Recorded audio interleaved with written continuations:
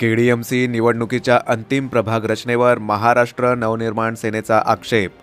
मनसे जिल्हाध्यक्ष प्रकाश भोईर यांनी व्यक्त केली तीव्र नाराजी।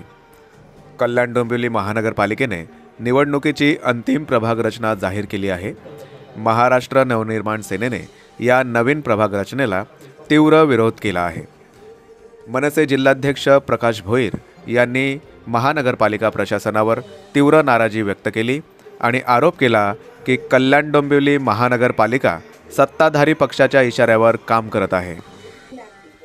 त्याचबरोबर त्यांनी सांगितले की प्रभाग रचना पूर्णपणे सत्ताधारी पक्षाच्या हिताची आहे।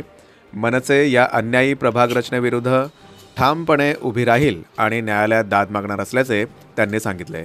यावेळी मनसे जिल्हाध्यक्ष प्रकाश भोईर, शहराध्यक्ष राहुल कामत, निषाद पाटील, योगेश पाटील, माजी नगरसेवक प्रभाकर जाधव, अरुण जांभळे आदी पदाधिकारी उपस्थित होते।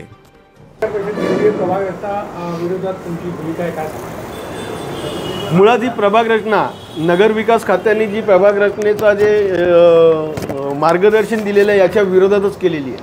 म्हणजे कंप्लीट जर तुम्ही बघायला गेलात तर ही शासनकर्ते आणि प्रशासनाची सेटिंगवर झालेली प्रभाग रचना आहे। कारण शासनाच्या GR नुसार साधारण आमच्या प्रामुख्याने 3 हरकती, अनेक हरकती होते, साधारण 2000च्या वर हरकती आहेत, पण शासनकर्त्यांनी सांगताना 264 हरकती दाखवल्यात। अत्यंत खोटे बोललेत ते, मग त्यातही फसवणूक केली आहेच।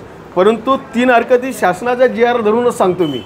3 हरकती असं आहे की प्रभाग रचना करताना म्हणजे 5.3 मध्ये उल्लेख केले, परिशिष्ट 3 मध्ये प्रभाग रचना करताना सुरुवातीचे प्रभाग हे 4-4चे असावे आणि कोणतीही नैसर्गिक आपत्ती न आल्यास शेवटचे प्रभाग 2-3-3चे करावे अथवा 5चे करावे, याच्यामध्ये स्पष्ट लिहिलेलं आहे। दुसरी बाब अशी आहे की प्रभाग रचना करताना तुम्ही उत्तर पूर्वेतून करणं गरजेचं असताना, म्हणजे उदाहरणार्थ टिटवाळ्यातून करणं असताना त्यांनी उंबाड्या सापाड्यातून त्याला 1 नंबर प्रभाग दिला आहे। मग तिकडनंही त्यांनी त्यांच्याच शासनाच्या GRचं त्यांनी उल्लंघन केलेलं आहे। तिसरी गोष्ट, आमची हरकत अशी होती की 18 गावं जी वगळली होती 27 गावातून, त्यात 13 नगरसेवकांचं नगरसेवक पद रद्द केलेलं होतं 2020 साली। आणि मग आता रचना करताना त्या 18 गावांना सुद्धा या लोकांनी त्या 9 गावामध्ये ओव्हरलॅप केलेत। म्हणजे शासनाचा यानंतर कुठलाच GR आला नाही, वगळावं किंवा नाही वगळावं, म्हणजे हे शासनाच्या GRला कंप्लीट यांनी पायदळी तुडवलेलं, चिखल केलेलं, राजकारणाचं लोकशाहीचं चिखल केलेलं या लोकांनी। खऱ्या अर्थाने यानंतर हे मतदार याद्यांचा खेळ खेळणार, पैशांचा खेळ खेळणार। अरे 25 वर्षे महानगरपालिका तुमच्याजवळ होती ना, आणि त्यानंतर प्रशासकीय राजवट म्हणून 5 वर्षे तुमच्याकडे होती, मग तेव्हा का नाही कामे केली? कशाला लोकांनी मतदान नसतं केलं? या गोष्टी करण्याची गरज काय तुम्हाला? या गोष्टी करून तुम्ही राजकारणाचे चिखल केलं, लोकशाहीला बुडवायला निघालात तुम्ही।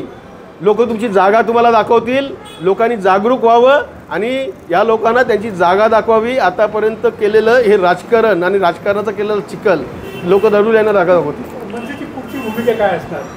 पुढची भूमिका कायद्याने यांची लढावी लागेलच, कारण यांना या गोष्टीची सवय लागलेल्या आहेत। पण अडचणी अशा असतात की समजा न्यायव्यवस्थेवर आमचा पूर्णपणे विश्वास आहे, पण कधी कधी कालावधी निघून जातं, 5-5 वर्षाचा कालावधी निघून जातं आणि त्यामध्ये त्याच गोष्टीचं फायदा हे राजकारणी आणि सत्ताधारी आणि प्रशासन घेत आहे।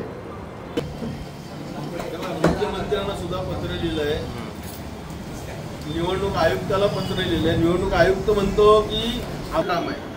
नगर विकास खात्याला सुद्धा पत्र लिहिलं आहे, ते त्यांनी डिक्लेअर करून मोकळे झालेले आहे। शहराध्यक्षांनी सुद्धा त्याबद्दल हरकत घेतलेली आहे, विधानसभा सचिवांनी हरकत घेतलेली आहे, सन्माननीय आमदार राजू दादा पाटील